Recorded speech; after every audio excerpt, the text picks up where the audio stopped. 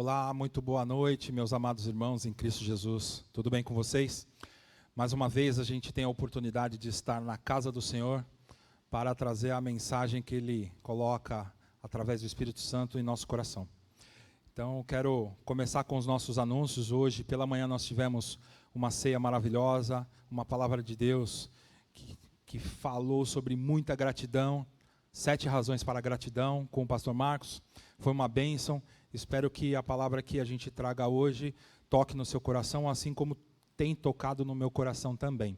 Lembrando que terça-feira nós temos o encontro de oração, não só é encontro das mulheres, mas para todos que querem fazer e ter essa comunhão e oração com Deus. Quarta-feira, o culto de restauração às 20 horas, presencial e online também, nas nossas plataformas digitais.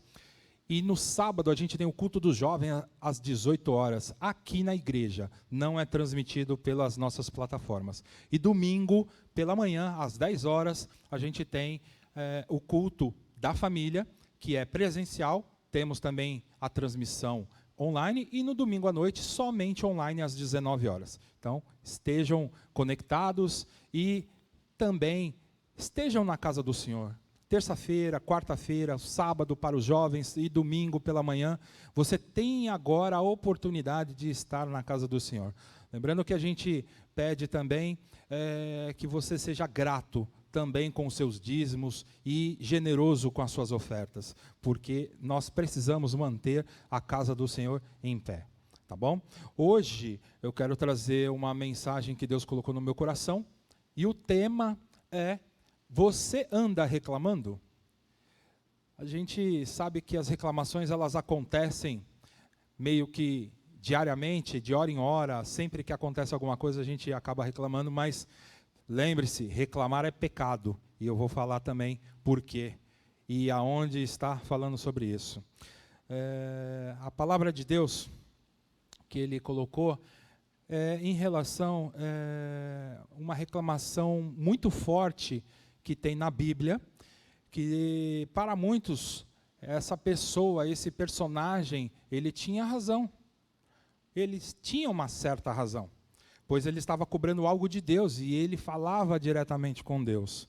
E não sabia o que estava acontecendo em tudo à sua volta. Então a gente às vezes para reclamar com Deus, e a gente não sabe a grandiosidade de que Deus tem para as nossas vidas, qual é o propósito, e é para isso que a gente tem que estar sempre em comunhão e conhecer o Espírito Santo e ouvir o que Deus tem falado para nós, porque se a gente não parar e prestar atenção, a gente vai sair murmurando, reclamando e sempre achando que Deus não está olhando, ouvindo as nossas orações. Ontem aqui no sábado pela manhã, no encontro de jejum e oração, assim como o pastor Marcos falou pela manhã, nós tivemos 5 testemunhos maravilhosos aqui, de pessoas trazendo testemunhos que Deus tem olhado, Deus tem mudado a vida de cada um deles. Então a gente não pode parar. O texto que eu quero trazer hoje está lá em Jó, capítulo 10, versículos de 1 a 22. Eu vou ler aqui pela versão NVI, que é a que a gente utiliza, e aí você acompanha da sua casa para você também entender e captar o que a gente quer trazer para hoje à noite. Você anda reclamando? Jó 10, de 1 a 22. Minha vida só me dá desgosto, por isso darei vazão à minha queixa e de alma amargurada me expressarei. Direi a Deus, não me condenes, revela-me que acusações tens contra mim. Tens prazer em oprimir-me, em rejeitar a obra de tuas mãos, enquanto sorris, para o plano dos ímpios? Acaso tem olhos de carne? Enxergas como os mortais? Teus dias são como os de qualquer mortal? Os anos de tua vida são como os do homem, pois investigas a minha iniquidade e vasculhas o meu pecado? Embora saibas que não sou culpado e que ninguém pode livrar-me das tuas mãos. Foram as tuas mãos que me formaram e me fizeram. Irás agora voltar-te e destruir-me? Lembra-te de que me moldaste como barro, e agora me farás voltar ao pó? Acaso não me despejaste como leite e não me coalhaste como queijo? Não me vestiste de pele e carne, e não me juntaste com ossos e tendões? Deste-me vida e foste bondoso para comigo, e na tua providência cuidaste do meu espírito. Mas algo escondeste em teu coração, e agora sei o que pensavas. Se eu pecasse, estaria me observando, e não deixaria sem punição a minha ofensa. Se eu fosse culpado, ai de mim. Mesmo sendo inocente, não posso erguer a cabeça, pois estou dominado pela vergonha e mergulhado na minha aflição. Se mantenho a cabeça erguida, fica às minhas espreitas como um leão. E de novo manifestas contra mim o teu poder tremendo. Traze novas testemunhas contra mim, e contra mim aumentas a tua ira. Teus exércitos atacam-me em batalhões sucessivos. Então por que me fizeste sair do ventre? Eu preferia ter morrido antes que alguém pudesse ver-me. Se tão somente eu jamais tivesse existisse, ou fosse levado direto do ventre para a sepultura. Já estaria no fim os meus poucos dias? Afasta-te de mim para que eu tenha um instante de alegria, antes que eu vá para o lugar do qual não há retorno, para a terra de sombras e densas trevas. Para a terra tenebrosa como a noite, terra de trevas e de caos, onde até mesmo a luz é escuridão. Palavras difíceis, palavras duras, de uma pessoa que estava sofrendo e não entendia metade do que estava acontecendo à sua volta, e como ele tinha esse contato com Deus, ele reclamou e murmurou. Você já imaginou se Deus atendesse todas as nossas reclamações? Eu quero citar aqui um filme, comédia, mas de reflexão, que é o Todo-Poderoso, uma comédia lançada em 2003, com o ator Jim Carrey. Olha que estranho, né? Ele faz o papel de um jornalista que tem a vida perfeita, mas quando as coisas começam a dar errado, ele reclama a Deus e a forma como ele comanda a terra, não só a vida dele, mas como ele comanda toda a terra. Ele questiona Deus. Então, o Todo-Poderoso dá a esse personagem do filme todos os seus poderes. E aí, ele acaba se dando conta, o personagem chama-se Bruce, o jornalista, de como é difícil ser onisciente, onipresente e onipotente. E nessa brincadeira de ser Deus, ele vai descobrir que nem sempre dizer sim é a melhor opção. Na hora que ele recebe todos os poderes de Deus, ele começa a ouvir vozes de trilhões, bilhões de pessoas, né? Milhões de mensagens, e aí ele começa a não entender o que está acontecendo. Irmãos, reclamar é pecado. Quando você reclama e murmura, você desqualifica Deus e sai do lugar de servo para querer se colocar no lugar do Pai. Você está questionando a forma como Ele está lidando com todas as situações. É preciso sempre ter em mente que Deus é nosso provedor, que Ele é misericordioso e irá prover de tudo o que nós precisamos. Hoje encontramos 63 versículos bíblicos sobre reclamações, segundo o site português Conhecendo a Jesus. Em desespero, amargurado com as injustiças do seu sofrimento e afronta dos seus amigos, e porque não tinha homem para mediar entre ele e Deus, Jó deu vazão à sua reclamação e em discurso endereçado ao próprio Deus. Ele estava cansado da vida e resolveu dizer exatamente como se sentia. Ele coloca todos os detalhes, todos os adjetivos de como ele realmente se sentia. Então aí você começa a falar assim, caramba, ele queria morrer? Ele estava cansado da vida e resolveu dizer a Deus e implorou que Deus não o condenasse, mas mostrasse o que tinha contra ele. Será que Deus tem alguma coisa contra você, contra mim? Porque quando nós reclamamos, nós não estamos satisfeitos com o que anda acontecendo. Então, será que Deus tem algo contra nós? Será? É essa a grande pergunta.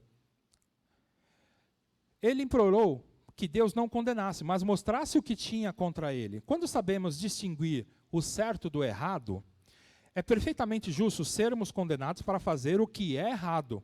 Mas, se não temos consciência de ter feito algo de errado, é razoável indagar o motivo da punição. Por que eu estou sendo punido, Senhor Deus? Mais tarde, no livro, Deus lhe respondeu sobre isso e mostrou a Jó algo sobre si mesmo, coisa que todos nós precisamos descobrir sobre nós mesmos. Hoje a gente questiona tanta coisa e a gente vê nessa passagem de Jó questionando e indagando a Deus, e no final a gente tem o desfecho, a gente sabe o que Deus vai agir. Será que a gente tem lido a Bíblia, a gente tem discutido, compreendido o que está escrito na Bíblia? Será que a gente não está vivendo as mesmas situações desses personagens que existiram há tanto tempo e que eles erraram, pecaram, cometeram equívocos, e a gente está cometendo os mesmos erros, os mesmos equívocos? Será que não é melhor a gente começar a ler o final dessa história para saber o que Deus vai fazer, o que Deus tem como propósito para as nossas vidas? No resto do seu pleito, Jó argumentou em forma de perguntas cujas respostas parecem óbvias. É como se estivesse afirmando a sua fé e convicções e pedindo a Deus para lhe dizer em que estava errado. Porque o que estava realmente acontecendo, como ele não se coadunava com elas. Apesar da sua santidade e sabedoria, havia muita coisa que Jó ignorava. Da nossa punição no decorrer do tempo, estamos em posição imensamente melhor para conhecer os caminhos de Deus. É o que eu tenho falado aqui, a gente já sabe o final da história. Será que a gente quer ler o final da história? Será que a gente quer entender o que aconteceu? Ou a gente quer viver tudo que Jó viveu, todos os sofrimentos? Lógico que eu quero ir para o final da história. Então você precisa entender qual é o propósito de Deus para a sua vida, para a minha vida, e a gente se apegar a isso. Deus quer sempre o melhor para as nossas vidas, amém? Apesar da sua santidade e sabedoria, havia muita coisa que Jó ignorava. Da nossa punição no decorrer do tempo, estamos em posição imensamente melhor. A sua palavra, no que está disponível para a maioria das pessoas, a um custo reduzido. No entanto, a maioria das pessoas tem pouco interesse em adquiri-la. E aqueles que o fazem frequentemente negligenciam absorver o conhecimento que ela contém em seu próprio benefício. Então Jó tinha razão em invocar Deus para lhe dar mais informações? Será? Mas hoje temos as respostas às suas perguntas principais nas Escrituras. Infelizmente, como eu disse aqui, muitas pessoas fazem perguntas semelhantes hoje porque não procuram as respostas no lugar certo. Será que você está procurando as respostas que Deus tem para a sua vida no lugar certo? Será que a gente agora está se apegando só ao que o mundo tem falado, só ao que o jornal tem falado, só ao que a mídia tem falado? Será que você tem procurado estar na casa de Deus? Será que você tem procurado os irmãos para discutir assuntos na Bíblia? Será que você tem lido a Bíblia? Tudo isso nos traz a esses questionamentos, porque a gente procura as respostas, mas será que a gente está no lugar certo? Nessa passagem surpreendente, a criatura faz expostulação ao seu Criador e o lembra que, tendo criado o homem, ele assumiu a responsabilidade de que não podia escapar honrosamente. A justiça e santidade de Deus não podiam considerar bom oprimir e desprezar a obra das suas próprias mãos e ser complacente com o desígnio dos ímpios. Deus não tem as limitações físicas da visão do homem, mas Jó perguntou a Deus se realmente o via em sua verdadeira condição. Será que a gente está perguntando, Deus, você está vendo o que eu estou passando, tudo o que eu estou sofrendo aqui na terra? Deus, o Senhor tem visto o que eu tenho passado? Será que você está perguntando isso para Deus? Será que Deus não sabe exatamente o que você tem passado? Mas como está a sua fé? Como está o seu comportamento? Como está a sua reação em tudo o que você tem passado? Deus não tem as limitações físicas da visão do homem, mas Jó perguntou a Deus se realmente o via em sua verdadeira condição. Séculos mais tarde, o Filho de Deus veio morar conosco por mais de 30 anos. Por isso temos a certeza de que há um homem na glória que nos entende. Devido à sua experiência pessoal em um corpo físico como o nosso, ele sabe por experiência exatamente como nos sentimos.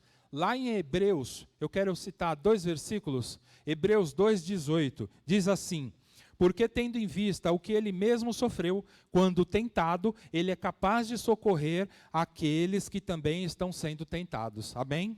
Lá em Hebreus 4, versículo 15, pois não temos um sumo sacerdote que não possa compadecer-se das nossas fraquezas, mas sim alguém que, como nós, passou por todo tipo de tentação, porém sem pecado. Jesus passou por todo tipo de tentação, porém sem pecado. E você? Como você tem passado as tentações que estão sendo apresentadas na sua vida? Em seguida, Jó expôs o seu caso. Disse que Deus o tinha sido perseguido de uma maneira mais apropriada para homens mortais que para ele, pois sabia que não era mal e que não tinha ninguém para defendê-lo. Será que Deus não tem defendido você, a sua família, a sua vida, os seus irmãos em Cristo, os seus parentes, ou até os seus inimigos? O que você tem questionado a Deus? Agora temos um advogado. Leia comigo lá em 1 João 2, versículos 1 e 2. Meus filhinhos, essas coisas vos escrevo para que não pequeis. Mas se alguém pecar, temos um advogado para com o Pai, Jesus Cristo, o justo. E ele é a propiciação pelos nossos pecados, e não somente pelos nossos, mas também pelos de todo mundo. Guarde esse versículo, porque se você acha que não tem um advogado, você agora tem, Jesus. Jó precisava de um pouco de humildade. E isso Deus ia lhe dar. Humildade e paciência são qualidades que Deus produz em nossas vidas através de provações dadas para nos experimentar. Olha as provações acontecendo, meu irmão, minha irmã. Deus iria produzir tanto a humildade como a paciência nele, para que séculos mais tarde, Tiago escrevesse, lá em Tiago 5,11, ouvistes da paciência de Jó, acrescentando, e vistes o fim que o Senhor lhe deu, porque o Senhor é cheio de misericórdia e compaixão. Amém? Olha aqui a resposta. Irmão, a resposta está na Bíblia, a palavra de Deus. O último, para quem gosta de assistir filmes, séries, eu não quero spoiler, eu quero viver tudo isso. Mas, meu amigo, você tem que ler a Bíblia, que você vai saber o final. E o final dessa história é Deus sempre sendo honrado. Amém? Só um momentinho.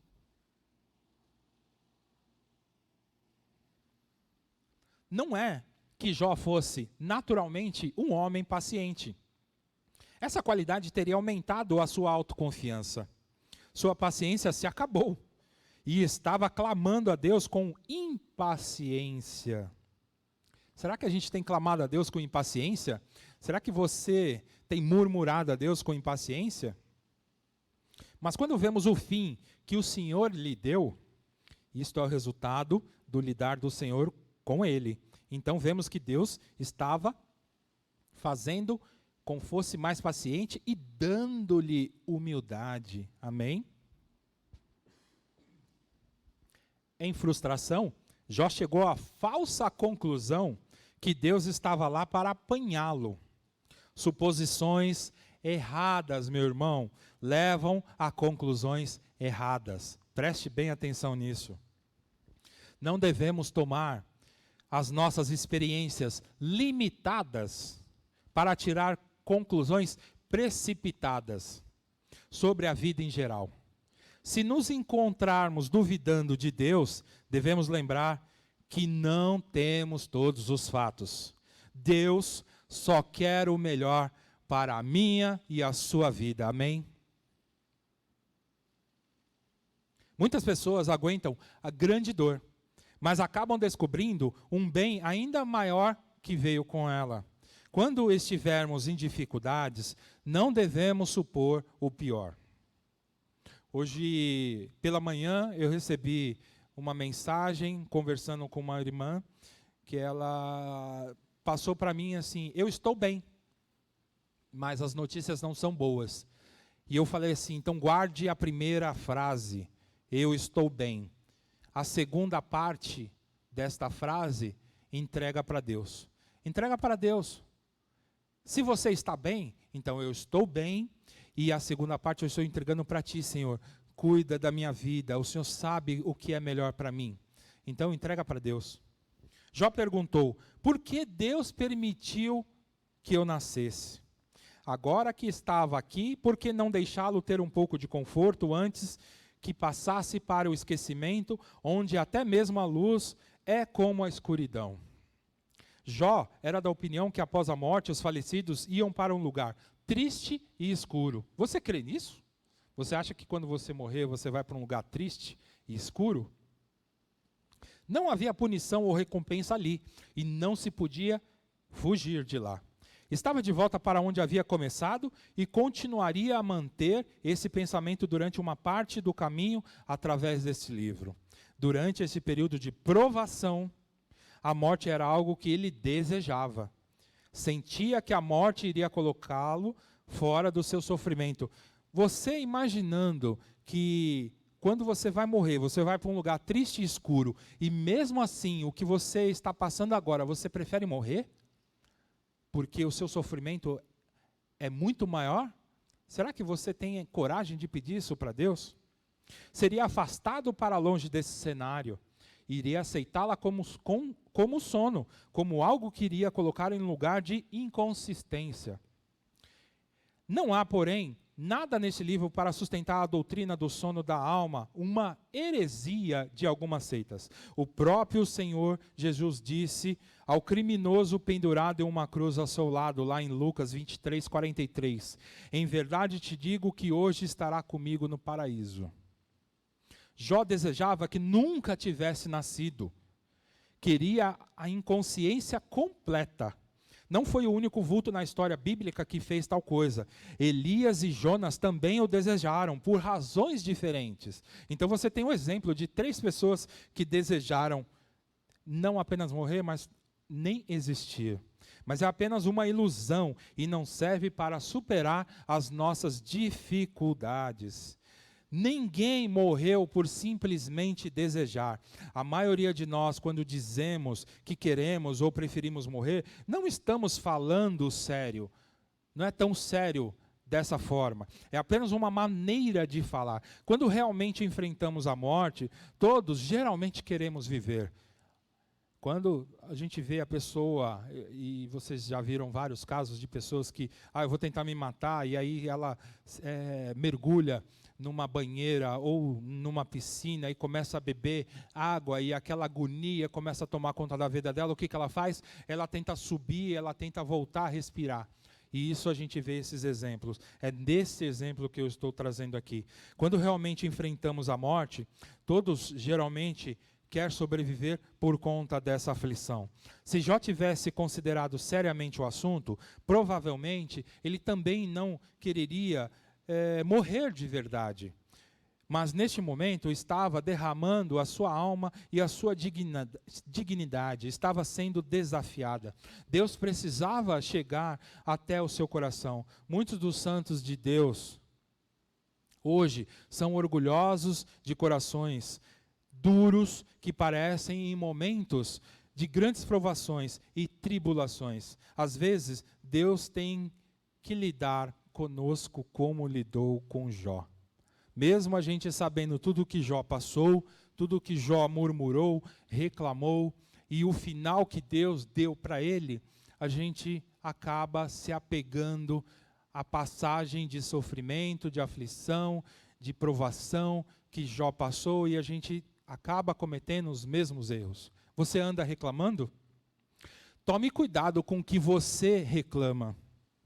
Imagina se você levanta pela manhã e reclama do seu cabelo. Quando a gente levanta pela manhã, a gente levanta da cama, o cabelo está todo revirado, aquela coisa toda, e aí você olha no espelho, nossa, meu cabelo está horrível. Imagine se você, quando fecha os olhos e abre de novo, você está careca. Imagina se você levanta pela manhã e reclama dos seus pais. Você briga com os seus pais e eles morrem à tarde. Imagina se você se levanta pela manhã e reclama da sua igreja e à tarde ela acaba. Imagina se você levanta pela manhã e reclama de ouvir as pessoas reclamando ou as pessoas falando e aí quando chega a tarde você fica surdo. Imagina pela manhã se você reclama das coisas que você está vendo e quando chega à tarde, você perde a visão. Tome cuidado com o que você reclama. Às vezes, o que você reclama, o que você murmura, se Deus ouvir e atender esse pedido, as coisas podem mudar drasticamente. Será que estamos reclamando demais e confiando de menos? Pense nisso. O amor de Deus nos revela confiar, entregar, depender e esperar. Vou dizer de novo. O amor de Deus nos revela confiar, entregar, depender e esperar. Se ainda não aconteceu, vai acontecer em nome de Jesus. A gente proclama e a gente determina aqui. Confie nisso. Confie no que o Espírito Santo trouxe essa palavra para a minha vida e para a sua vida. Entregue a sua vida de corpo e alma para Deus. Confie no que o Espírito Santo tem falado para você. Confie no que os homens de Deus têm falado aqui nesse púlpito para a sua vida. Venha estar conosco, venha ouvir, venha ler a palavra, venha praticar a palavra.